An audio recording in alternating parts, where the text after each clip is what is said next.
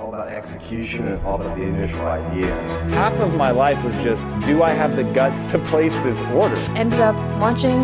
In 42 days, we raised $600,000. Entrepreneurs are millionfold over anybody else solving a problem because a great problem is a great business opportunity.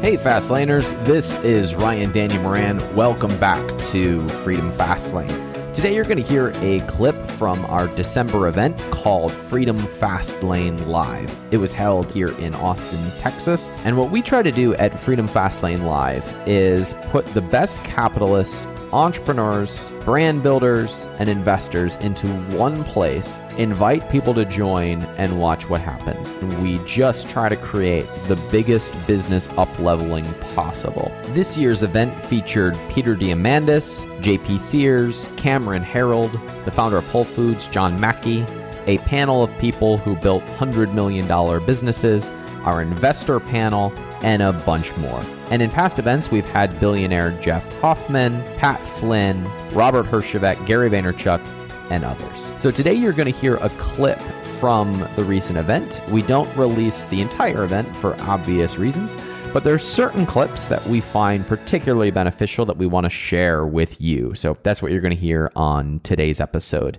If you want to be on the waiting list for the event in 2017, you can go over to freedomfastlanelive.com, enter your best email address, and you will be on the notification list for when we release the speakers. Until then, enjoy this clip from Freedom Fastlane Live. Give that to you. Woo! Anybody excited to be an entrepreneur now? So, John, I'm chomping at the bit because you said something that got me all jizzle jazzed, which was... What is Gizzle Jones? Well, funny you should ask. It's a term that was made up in the last 72 Those socks hours. are getting me kind of Gizzle Jones. Yeah. One is glad to be of service, John. You mentioned the perception that when you earn $1, it takes from someone else. This actually came up in yesterday's keynote. Do you remember? We talked with Alicia about it, and she said, at some level, you know, I feel like I'm taking when someone buys my product. And I said, well, we can go into that if you'd like. But I want to hear your perspective of, I have my opinion, but if it is not a true transfer, where does the wealth go? Or how is it created?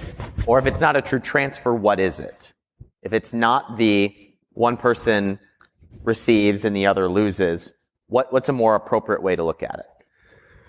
It's because it's based on voluntary exchange. I mean, how's she taking? She's not taking anything, she's exchanging. She's got the wrong metaphor. It's not about taking, it's about creating value for another person and exchanging it. And the other person doesn't have to exchange if they don't want to. If the other person doesn't think they're getting a good deal, they don't make the trade. And so, as entrepreneurs, we create value for people. If you can't create value for people, you're going to go out of business. But we're all value creators, and then we trade that value creation to other people. We make their lives better, or they wouldn't be trading with us. It's poor Alicia. It's just the opposite of what she thinks. She's creating, she's creating great value. She's making the world a better place. And she shouldn't feel guilty about that. She should be very proud of what she's doing because she's making a huge difference. The way I look at it is there's no limit to the amount of value, because value is an abstract concept. But what about dollars? Is there a fixed number of dollars in an economy? No, because human beings, it wouldn't matter if there were a fixed amount of dollars, because that would just make everything more valuable. I mean, you could have it would just mean everything was more valuable, because the currency would just get more valuable as well.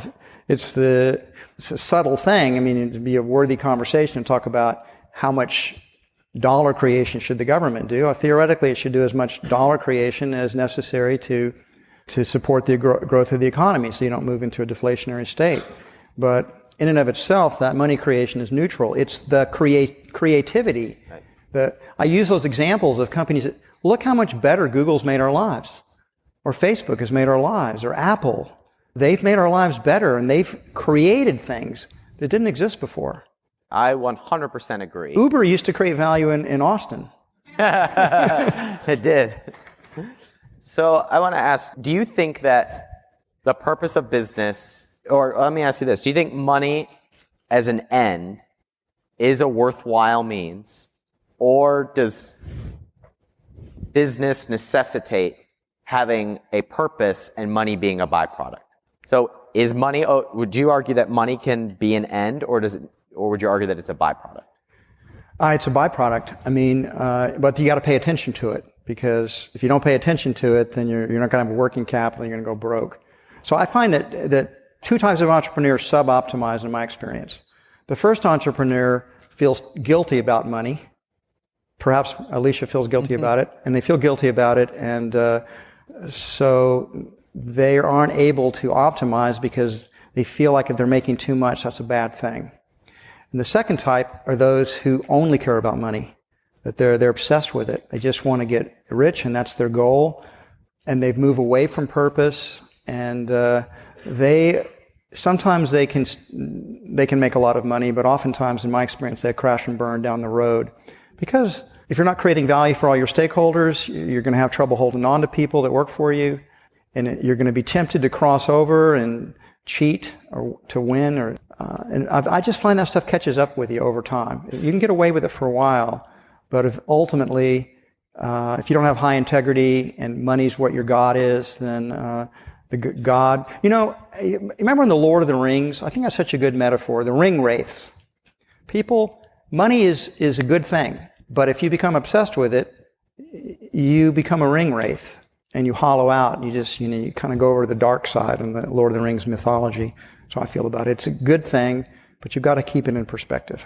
It seems to me that I'm of the opinion that if there is a voluntary exchange, the creation of money is a reflection of value created, and the opposite is true as well, that if someone starts a business just to make money and customers are choosing it voluntarily, it does produce value, but I'm yet to see that sustained on an individual level. The individual's pursuit of money as the aim has, that plateaus, that there's not a culture, if there's not a purpose beyond that.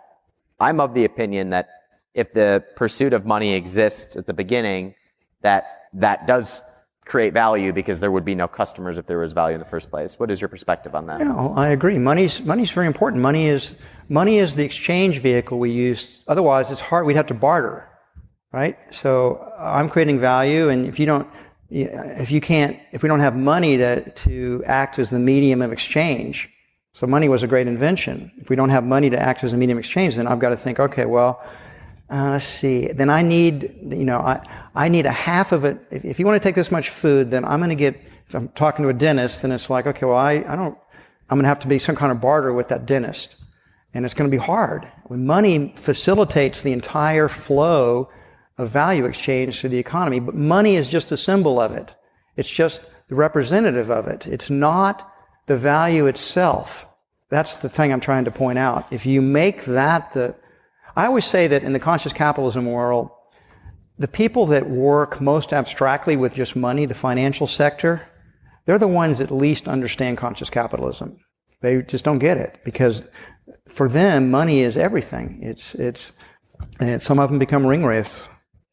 Whole Foods is a world leader, we would say, has raving fans all over the world. And we're not a world leader, and a lot of people hate us. But besides that, we got some good stuff. Well, we'll get into the haters part.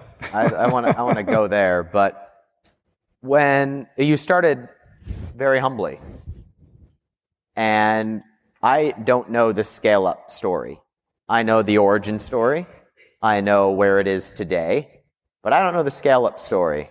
And you started with a vision and a purpose. Was there someone who was brought in, or did one of the founding partners have the operational vision? Because you obviously had to hire a lot of people along the way. You had to do a lot of things over the last 30 years. So in 1 minute or less, can you tell us what happened in 30 years? Well, of course, it's been almost 40 years, but I could do 30, but I can't do 40. No, I can do it in like a minute, I think. First store was about half a mile from here, 8th and Rio Grande. It was called Safer Way. I started with my girlfriend. We started with $45,000. We lost half the money in the first year because I didn't know what the heck I was doing. And we lived in the store. We lived on the third floor of the store. So we literally lived in the store. And I realized our store was too small. It was in a competitive disadvantage. And I managed to convince our existing shareholders, and I recruited new shareholders to go relocate to have the biggest natural food store in Austin, which we did at 10th and Lamar. It was amazingly successful. It became the highest volume natural food store in the United States within just a couple months of opening. There were only a few around, and we were the best and the most successful when we started out. Then we had our flood, which wiped us out 9 months after we started Whole Foods. That's when I learned about stakeholders, because the stakeholders saved us from dying. They all came to our aid. I write about that in the book. Then we needed to do a second store in order to not have another flood that wiped us out of business. We got the second store that reason. That was successful. Then we did a third store. It was successful. But then we began to outstrip. Working capital as you grow a business is very important. We had to raise venture capital money. So just to show you how different the world was in 1988 than it is today. Whole Foods Market was doing about $50 million in sales and making about $1 million a year back in 1988. We got a post-money valuation of $12.5 million for the business. We got $4.5 million and sold 34% of the company. So people talk about, we were trading at a multiple of earnings of 8 times earnings. Now people trade at 8 times sales, and they're losing millions of dollars a year. So once we got the venture capital money, we went outside of Texas. We went and opened a store in Palo Alto, and we were able to get up to about 12 stores. We ran out of venture capital money. We did an IPO. I'll tell you about venture capitalists. Sorry, some probably venture capitalists in the room. They're hitchhikers with credit cards. As long as you get them to where they want to go, they help pay for the gas. But by God, if you get off the road and get a little lost, they'll hijack the car, throw you out on the side of the road, and bring in another driver. So we did not want to give the venture capitalists control of our business, so we went public instead. This was a time when it's easier to go public than it was to do other options. Once we got that money, then Whole Foods began a roll-up strategy. We began to acquire platform acquisitions. Mrs. Gooch's in LA, Bread and Circus in Boston, Fresh Fields in Washington, D.C., and they became the foundations that we could use in terms of infrastructure and people to grow in Los Angeles, to grow in Boston, to grow in Washington, another one, Unicorn Village, to grow in Florida. And then so we began through acquisitions, and then we began to more rapidly grow. And as we accumulated profits, we could grow even faster. So, no, of course I did not do it by myself. That's the most absurd thing. It's just a total ego trip. Any entrepreneur, our media can only deal with the entrepreneur as like a Steve Jobs or Bill Gates type of hero. But I guarantee you, ever you get beneath the hood, there's always a team. There's always talented people that compensate for the weaknesses of the entrepreneur. If I had any major gift, it was simply, I was so bad at so many things and I knew it. So I was always trying to recruit people that were good at things I was bad at. And then I just empowered them, and together we did it. Awesome. That was about 2 minutes. Yeah, that was great. You have been very open about your political leanings. I'm less open today since I got people attacking Whole Foods all the time. So let's go there, actually. So let's talk about haters, because it seems to me when someone, the one side of purpose is that it gets the right people on the bus. The opposite of that is that the people who disagree with where you want to go or what you want to do, or who are purists and who disagree, speak really, really loudly, which I think is some of the best PR in the world, when people don't like you and they talk about you. I don't understand those who, because you're vegan, you don't eat any animal products, but Whole Foods has animal products. And as a result, there's some backlash in the vegan community from that, which I think is unwarranted. And some of them are very, very loud. So I can reduce it all down to 2 things. Please. We're short on time. First of all, if you're part of any kind of movement, there's purists and a pragmatist. Entrepreneurs by nature are pragmatists. We got to satisfy the market. If I just wanted to force my eating views on everybody else, I'd go out of business. So you have to sell what people want to buy.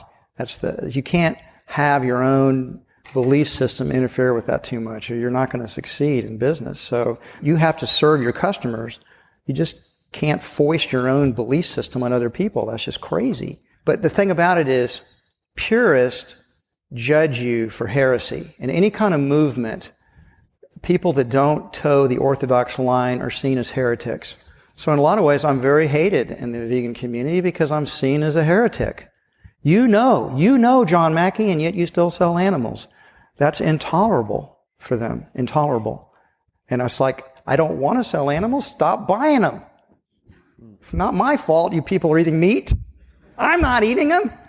However, the market wants to eat animal foods. We're going to sell animal foods. We're just going to do it as humanely and as consciously as we can do it. The second thing is, if you're going to be successful in life and you make money and you succeed, you're going to deal with envy. People that want to tear you down. A lot of the haters are just simply envious people. They get upset about other things. The envy's always in disguise.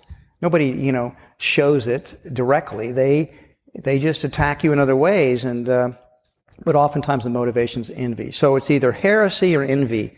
Those are, I think, the things that people hate the most. Do you think, we agree that entrepreneurship and capitalism will solve all the world's problems, or at least can solve all the world's problems. Do you think that government has a role? Absolutely. Look, I'll give you a simple political philosophy in a nutshell. Anything that you can make a profit doing belongs in the private sector, because you're going to have entrepreneurs who are going to create innovative solutions and are going to make progress. Things that business can't make money doing, they're social problems. Let's say I'm on the board of the Humane Society of the United States, for example.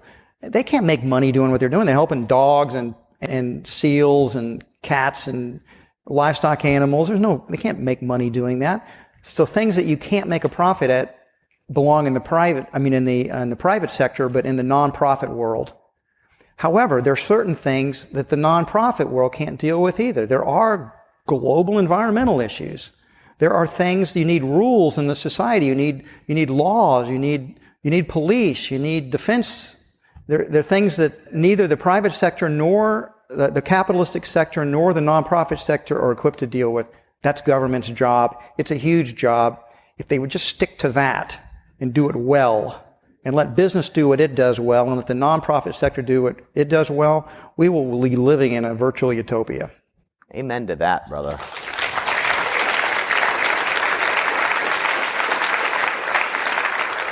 We're just, thank God, at the end of just a loud and obnoxious political cycle. And it looks like it's going to be loud for a while. I was going to say, you think we're at the end of it? Where at least the decision has been made. But now, you think the decision's been made? I mean, there's recounts going on. I'm curious what you think is someone who would like the government to probably be in our lives less. What do you think would be a step in the right direction, or what would you like to see happen, or what do you think is the responsibility of entrepreneurs right now? Those are very different questions. Responsibility of entrepreneurs. Look, we're the creators. We're the value creators. We're doing the most important thing you can possibly do. Create. Make the world better. I think that's and it's so much fun. I will tell you, there's nothing more fun, or at least I never discovered anything more fun than building a business. It's the greatest joy you can possibly imagine. It's challenging. It forces you to become a better human being. It forces you to grow. Sometimes you're up against it. You get competition. That forces you to get better, to innovate. For me, it's just been the most wonderful life to be able to be an entrepreneur and create a business and watch it grow. You just can't believe how satisfying it is. However, I have other friends who I call serial entrepreneurs. They create businesses and then sell them and then go create another business. It's fascinating to me. In fact, I like to invest in those people because the serial entrepreneur. Any serial entrepreneurs here want to? Particularly after you've had a couple of big wins. And I have friends that are in that category, so I always want to invest with them. Is it true that you're coming back involved in? Yes, we've had a co-CEO for the last 6 years, and now I'm stepping back to be the sole CEO again, and I'm actually really excited about it. I mean, my co-CEO is amazing, a brilliant guy, and he's done amazing things for Whole Foods. But when you have a co-CEO, it's challenging. So I'm excited now to be able to run again. It's my understanding. You correct me if I'm wrong, but you're coming back kind of like not so dramatic, but kind of being brought back like Steve Jobs was brought back to bring some. I just mean like to bring it into a new direction. I was curious how you are navigating that. Do I have a misunderstanding? Well, of course, Steve left for several years, and I never have left Whole Foods. So that an analogy breaks down there. But how many people have children? It's a young crowd. Oh, great. Is there anything you wouldn't do for your children? I don't have any biological children. Whole Foods is my child. There's nothing I wouldn't do for it. I want it to flourish. I haven't taken any compensation at all. Stock options, nothing for 10 years. I just love Whole Foods. I just want it to be happy and healthy and holy. So that's what it's all about for me. I am a servant leader. I'm serving Whole Foods as best I can, and will do so as long as I'm able to.